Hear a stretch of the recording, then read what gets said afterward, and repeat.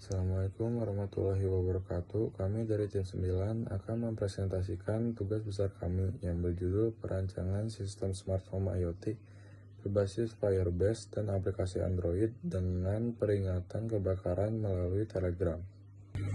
Sistem smart home berbasis IoT ini memungkinkan kita untuk mengontrol lampu dan kipas dari jarak jauh menggunakan aplikasi Android, sekaligus memberikan kita peringatan dini ketika terjadi kebakaran.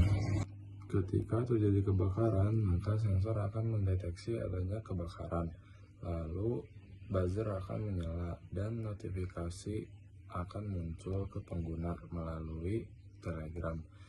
Dan statusnya akan berubah menjadi fire di tampilan UI. Lalu sebaliknya, jika tidak terjadi apa-apa, maka status di UI-nya akan status aman dan tidak akan muncul notif ke pengguna melalui Telegram. Dengan adanya fitur ini, pengguna tidak harus memantau aplikasi secara manual, dikarenakan sistem ini bekerja secara otomatis dan memberikan peringatan secara real-time. Tujuan dari proyek kami ini ada dua. Yang pertama, membuat kontrol lampu dan kipas berbasis Android Firebase ESP32 yang real-time. Yang kedua, menambahkan fitur keamanan berupa alarm lokal buzzer dan notifikasi Telegram ketika terdeteksi kebakaran. Selanjutnya, teman saya akan menjelaskan arsitektur dan komponen yang digunakan. Pada bagian ini saya akan menjelaskan arsitektur sistem, komponen, dan alur kerja alat. Sistem ini menggunakan ESP32 sebagai pusat kendali. ESP32 terhubung dengan relay 2 channel untuk mengontrol lampu dan kipas, serta dengan sensor kebakaran dan buzzer sebagai sistem peringatan. Untuk komunikasi data real-time, kami menggunakan Firebase Real-Time Database.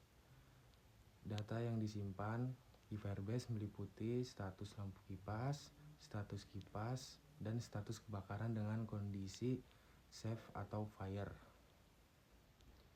Untuk alur kontrolnya, pertama pengguna menekan tombol on atau off di aplikasi, kemudian data berubah di Firebase, lalu ESP32 membaca perubahan, lalu relay aktif atau mati, lalu lampu atau kipas berubah. Untuk alur peringatan kebakarannya, sensor terpicu, lalu ESP32 aktifkan buzzer, lalu status safe atau fire berubah. Lalu di notifikasinya bakal dikirim lewat Telegram. Berikutnya, teman saya akan melakukan demo alat sekaligus menunjukkan hasil pengujian. Terima kasih. Oke, untuk demo alatnya yang bagian lampu dan kipas, saat ini lampunya dalam kondisi mati. Nah, ketika saya nyalakan si lampunya, maka lampunya juga akan menyala. Nah, sekarang kipasnya kan dalam keadaan off. Kipasnya dalam keadaan off. Ketika saya nyalakan kipasnya, maka kipasnya juga akan menyala. Ketika saya mematikan keduanya, maka si kipas sama dan lampu itu akan mati juga.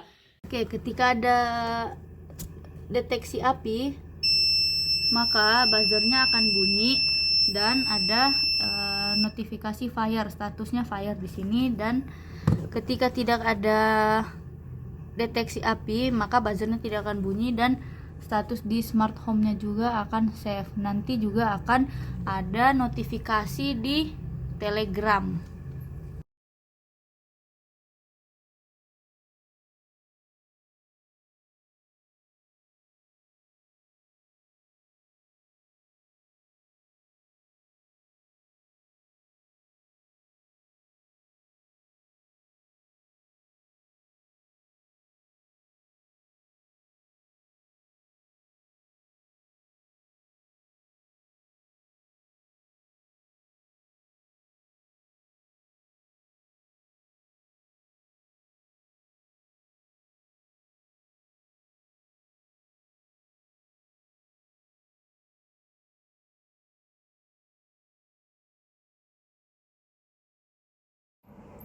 Oke, sekarang kita lanjut ke bagian evaluasi dan kesimpulan. Jadi, berdasarkan apa yang udah kita uji mengenai alat kita ini, sistem tuh bekerja sesuai dengan rancangan dan responsif ketika koneksi internet stabil. Nah, dari hasil pengujian itu kita dapat ada rata-rata delay antara si lampu, kipas, sama sensornya. Jadi buat rata-rata delay kontrol lampu atau kipas itu tuh ada di 1,5 detik. Dan setelah koneksinya stabil, jaringannya stabil, itu ada di 1 detik. Nah, terus kalau misalnya buat yang sensor itu rata-rata delaynya notifikasi kebakaran melalui Telegram itu ada di 3,72 detik. Nah, itu kita lakuin sebanyak 20 kali percobaan. Tuh. Terus success rate 100% karena semua percobaan kontrol dan notifikasi berhasil. Jadi setelah kita coba selama 20 kali itu ternyata semuanya tuh berhasil gitu. Jadi success rate-nya 100. Nah, itu didapat dari rumus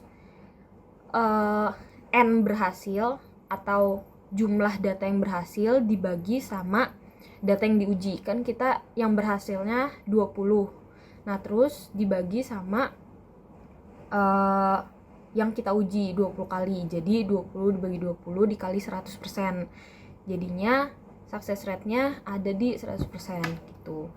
Terus dilanjut cuman yang 100% itu dia tuh tetap berpengaruh, ada pengaruhnya si kestabilan jaringan juga gitu. Jadi delay-nya ada beberapa yang berbeda-beda. Cuman tadi rata-ratanya tetap di 3,72 detik. Nah, terus variasi delay terutama itu dipengaruhi kualitas jaringan ya, karena komunikasi melewati Firebase dan Telegram. Terus untuk pengembangan selanjutnya kami itu menyarankan adanya penambahan mekanisme retry atau acknowledgement agar perintah lebih andal gitu, saat jaringan nggak stabil gitu. Jadi dia tetap bisa kalau jaringannya itu nggak stabil. Sama pencatatan log kejadian untuk memudahkan evaluasi gitu. Oke, demikian presentasi kami. Kurang lebihnya mohon maaf. Terima kasih.